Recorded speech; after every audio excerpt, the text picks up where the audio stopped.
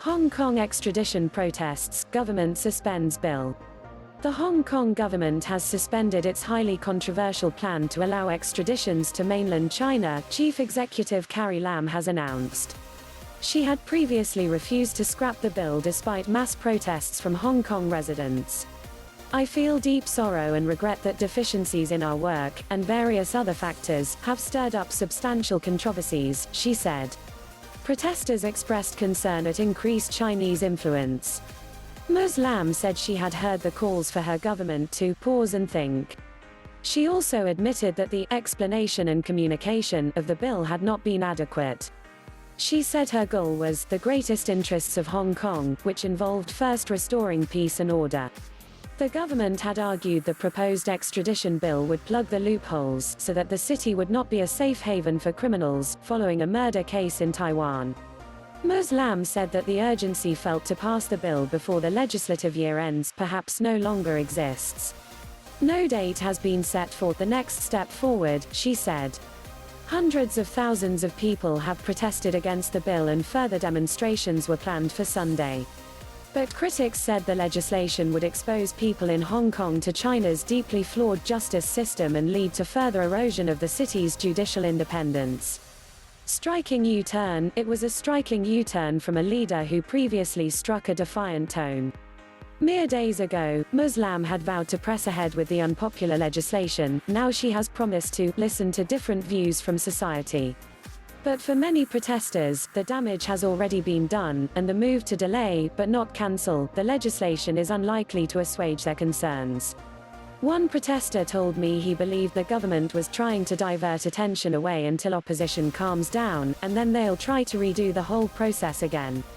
Others said they would still take part in a march against the proposal planned for Sunday. "Our final goal is to cancel the law, not to pause it. I think there will still be many people coming out tomorrow," a student leader told me. Hong Kong is a former British colony, but was returned to Chinese rule in 1997 under a one country, two systems deal that guarantees it a level of autonomy. What was the controversy about? The changes would allow for criminal extradition requests from authorities in mainland China, Taiwan and Macau, decided on a case-by-case basis by Hong Kong courts. It comes after a high-profile case where a Hong Kong man was accused of murdering his girlfriend on holiday in Taiwan but could not be extradited. Hong Kong officials, including Ms. Lam, say the bill is necessary to protect the city against criminals. But many fear the law could be used to target political opponents of the Chinese state. Opposition activists also cite the alleged use of torture, arbitrary detentions and forced confessions in mainland China. How did protests unfold? A large-scale march, which organizers said drew more than 1 million people, was held last Sunday. Then on Wednesday tens of thousands gathered to blockade streets around government headquarters to try to stop the second reading, or debate, of the extradition bill. Tensions boiled over and 22 police and 60 protesters were injured. Authorities say 11 people were arrested.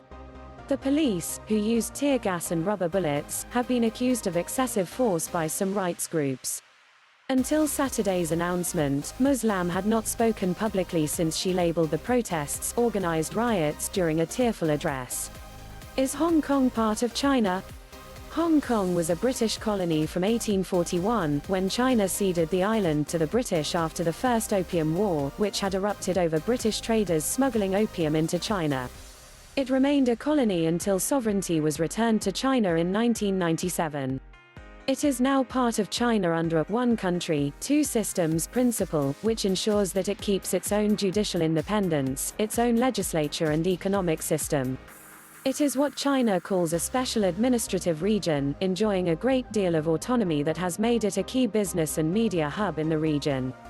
But it remains subject to pressure from mainland China, and Beijing remains responsible for defense and foreign affairs. Why are people angry about the plan?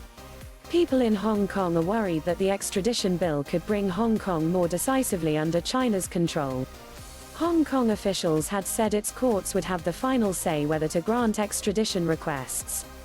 Ms. Lam's government had also said suspects accused of political and religious crimes would not be extradited, insisting legally binding human rights safeguards would also be in place. Thanks for watching.